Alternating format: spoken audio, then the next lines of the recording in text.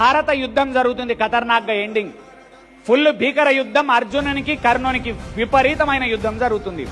జరుగుతున్న టైంలో ఏంది తెలుసా, కర్ణుడు బాణం కొడతాడు, సీరియస్ గా ఒక బాణం కొట్టంగానే అర్జునుని రథం 3 అడుగులు వెనుకకు పోతుంది.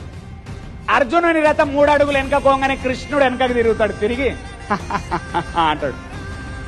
కోపం వస్తుంది అర్జునునికి. ఎందుకు తెలుసా, గురువు నవ్విండు, మెంటర్ నవ్విండు, గురువు నవ్విండు, బావ నవ్విండు అని కోపం వచ్చి బాణం మళ్ళా ఈయన కూడా తీసి గట్టి కొడితే కర్ణుని రథం 6 అడుగులు వెనుకపోతుంది. పోగానేమంటాడు, చూడు కృష్ణ అని అనగానే ఏమన్నాడు, చప్పుడే కూర్చుంటాడు. ఇప్పుడు అర్జునునికి విపరీతమైన కోపం వచ్చి, ఏంది భయ్ నువ్వు, నాకు అర్థం కాదు, వాడు బాణం కొడితే నాది 3 అడుగులు పోయింది, నేను కొడితే 6 అడుగులు పోయింది, నన్ను ఎందుకు మెచ్చుకో, వాడిని ఎందుకు మెచ్చుకుంటున్నావు అని అంటే ఏమంటాడు తెలుసా, కృష్ణుడు నవ్వి, ఆయన రథం మీద రథసారథి కూర్చుండు, కర్ణుడున్నాడు, నీ రథంలో